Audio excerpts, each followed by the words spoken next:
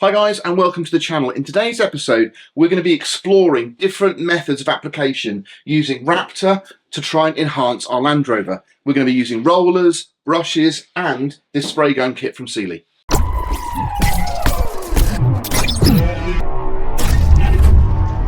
Genuinely, I don't know if this is going to work. So I've got a lot of experience working with Raptor paint. And if you don't know what Raptor is, it's basically a protective coating similar to like a bed liner, not quite as tough, but certainly a DIY version that's a really good product. Now, it's incredibly versatile. A lot of people don't know you can tint it, but also you can thin it out so it's not such a textured, heavy sort of coating, which is great for things like plastic wheel arches and stuff. So that's what we're going to be looking at today, is a few different ways to apply Raptor. And the key to this whole project is to see if I can use this high volume, low pressure spray gun kit from Sealey. Now this is a plug-in electric spray gun. It's designed really for using on applying Cerakote to fences and things like that. So on your walls, it's not really designed for Raptor because it's quite a thick product, but you can thin Raptor out up to 20% with thinners, which is what we've got here.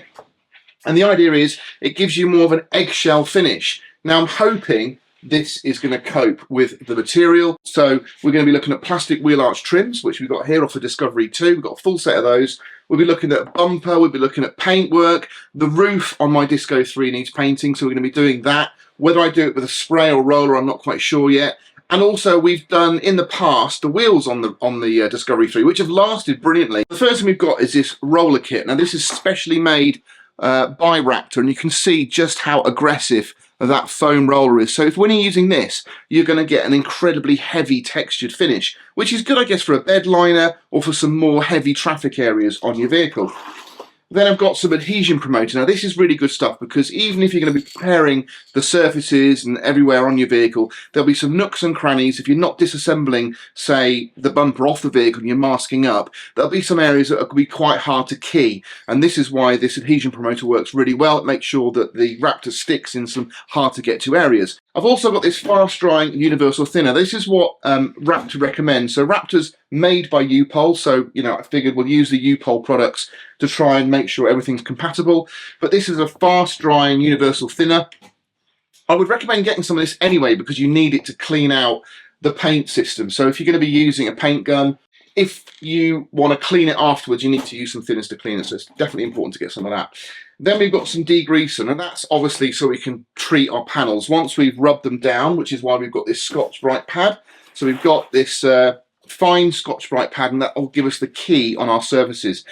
It's not as abrasive as, say, sandpaper and that sort of thing. It's more abrasive than wire wool, but it just gives a really nice key to the surface. And once you've keyed it, you can then degrease it with the degreaser and the blue cloth.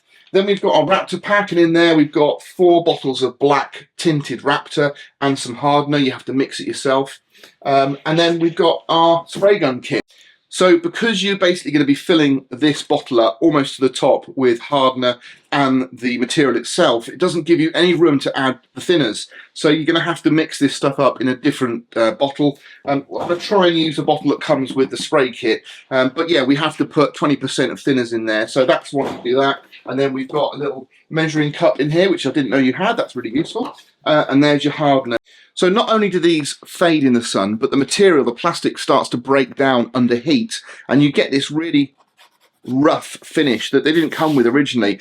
The other thing we're going to be painting is the roof on the Disco 3 because I've got a load of corrosion at the back. Now I don't know whether to do the whole roof or just a section at the back. If I can do it in a artistic way, I might just limit it to the area at the back, but we'll see what we're going to do there. But that definitely needs doing. And there's some other areas on the Disco that are worn that I want to try and apply some of the Raptor to give it a bit more durability. High traffic areas like the thresholds when you walk into the vehicle and stuff like that. So we're going to look at that as well.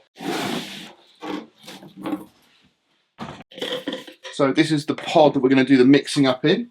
You want to be obviously spraying on in a controlled fashion to get a nice finish. So whether or not this is going to inhibit that, I'm not sure because it is quite rigid.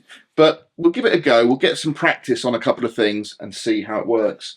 These have got quite a heavy texture on them already, so the Raptor should stick quite nicely. But I am going to go to the trouble of just keying them with this 3M Scotch-Brite cloth. If we've got any heavy contaminants on here, this should remove them. if I've missed them when I've washed them. And what it's doing is it's highlighting the areas that are starting to break down the plastic. Let me just show you that corner there. So if you can see there where it's all light.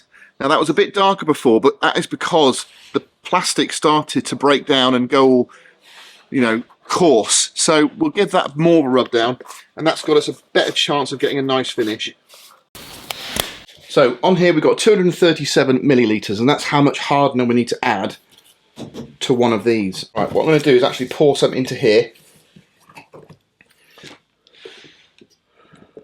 Like that. Then I'm going to shake it some more.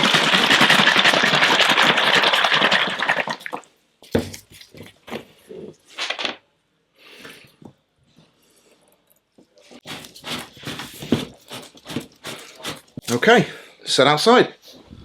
What I'm going to be doing is, if I can get some material out of this gun, I'm going to be messing about with this to adjust the flow rate of the material, and we'll try and get, this is our practice piece here, and see if we can get some on there. Let's have a look.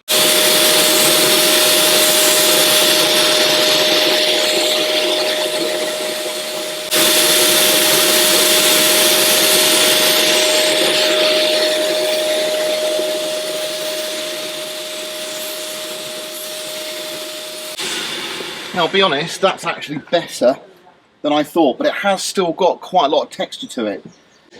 So, do we risk putting a little bit more thinners in there?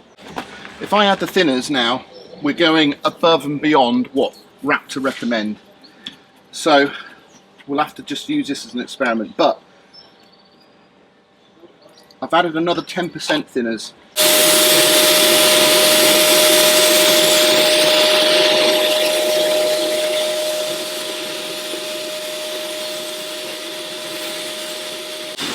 I'm really happy with that.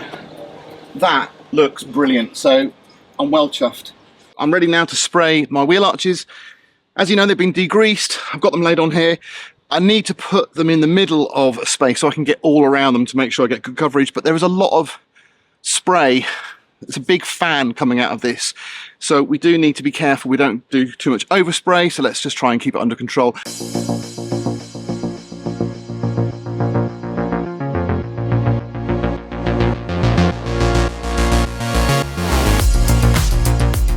They still do have a textured finish.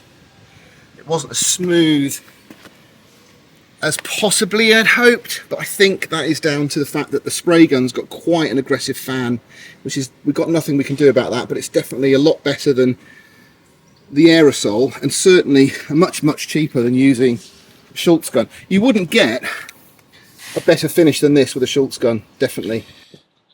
So what I'm going to do is actually use what I've got left and add some additional material to it so that I've got a thicker version, which I'm going to apply to just cover up this mess on my roof, just this section.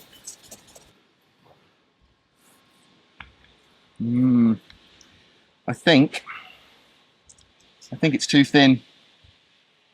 Okay, I'm hoping we let it tack off a bit. It might take. I've added more product, more material to it, and that's going on better.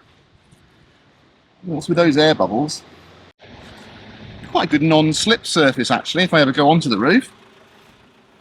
I agree, this is bad, but let's see what we can do. Okay, that is the desired effect. So what I'm going to do now is go down and do the thresholds. So we're masked up. First coat's going to be all slippery. We'll let it go off a bit, and then we'll get the textured finish we want.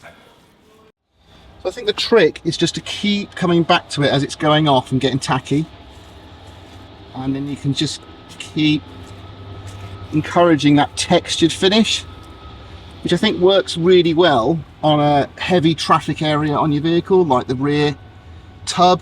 You have to be really gentle. Don't put hardly any pressure on this when you're rolling it, because it will drag and you'll lose all that texture. So just a nice gentle, you can see it's tacky because it's picking, so this is going to be the last time I pass that side. I'll go and do the other side and we'll see, yeah, see how it comes out.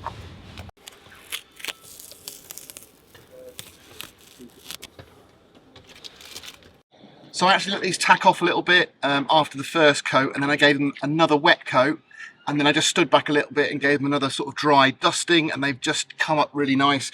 It's just there wasn't quite full coverage on everything, but now everything's taken care of, and I think they look really good. So I'm going to leave those probably for another hour in the sun, and they should dry out nicely. Well, we brought these in now from outside, so they were in the direct sun, but it's just too hot today, amazingly. It's 20 degrees, and they just weren't curing. They're just basically staying tacky. But now I brought them in, they're starting to cool off, they're going nice and cured. I leave these for 24 hours because that really is a minimum cure time for these, because it's quite a thick coating. They can sort of you can get your nail in them and give them a little bit of a mark. So just leave them to one side for 24 hours before you do anything with them. We'll come back to them tomorrow. We're going to put them up against Jez's G4 edition on his arches to see what the difference is between original and the ones we painted, and you be the judge to see what you think. But I'm really happy so far. Well, we're completed our mud flaps now, and I just thought it'd be interesting to show you guys really what most of you might have on your vehicle. So this is a similar aged Discovery 2. This is Jez's that we put the snorkel and the rear ladder onto, and you can see here just how sort of deteriorated the plastic is. It's really sort of starting to break down. So then if we offer up the wheel arch that we've Raptored, you can see just how much difference it really does make. And I think the texture's acceptable personally, but I think that's going to look really nice when we get all of those on Mark's car. We're going to get a little photo and a video of the finished job. We won't be able to get it on this video, but when he's got it all assembled, we'll get it online and you can see what you think. But I think that is a big improvement. So I'm so pleased with how the threshold paint has come on the edge there. So it's really hardened nicely. It's got a lovely textured finish, and I really like the bit at the back, which I never thought I'd like on a vehicle this modern, that sort of textured rough finish. But I've been inspired by the bonnet bras you get on VW camper vans and you know, the transporters, where they've got a protective sort of piece of vinyl that stretches across the bonnet to stop it from stone chips. Now this has got quite a lot of stone chips already. There's a few dents in here, and I'm not a big fan of this Land Rover badge on here. I don't know, it just feels like they've sort of just stuck it on there because it's the best place to put it. So I'm actually going to be creating my own stone guard protection, and I'm going to be painting just the front section of the bonnet in the Raptor. I'm going to be using the roller, and I'm going to go for that textured finish. So yes, it's a bit drastic, but at the end of the day, you know, that's why you come to the channel, right? To see me do things that you perhaps wouldn't want to risk yourself. But if you like what I've done, then you can always apply it to your own vehicle. So first thing is we're going to get these badges off, and then we're going to give it a clean down. We're going to get it all masked up. We'll get the masking tape in position, try and get it looking good, and then we'll go ahead, we'll rub it down, and we'll get the paint out.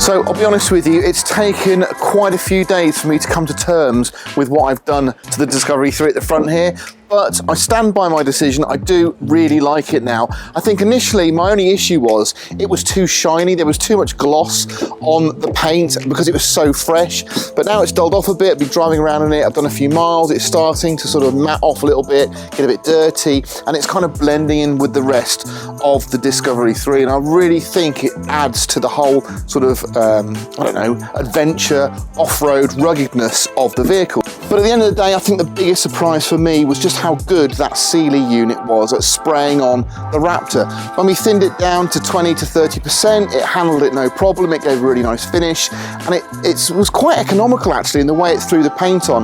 Now I think that spray gun could quite easily cope with just 10% thinners, so you'd be able to get an even thicker coat if you wanted to using that. And the fact that you could reuse it, clean it, use it for other applications around the house, around your workshop, it's just probably quite a nice little unit to get to do some interesting things and really spruce up your vehicle.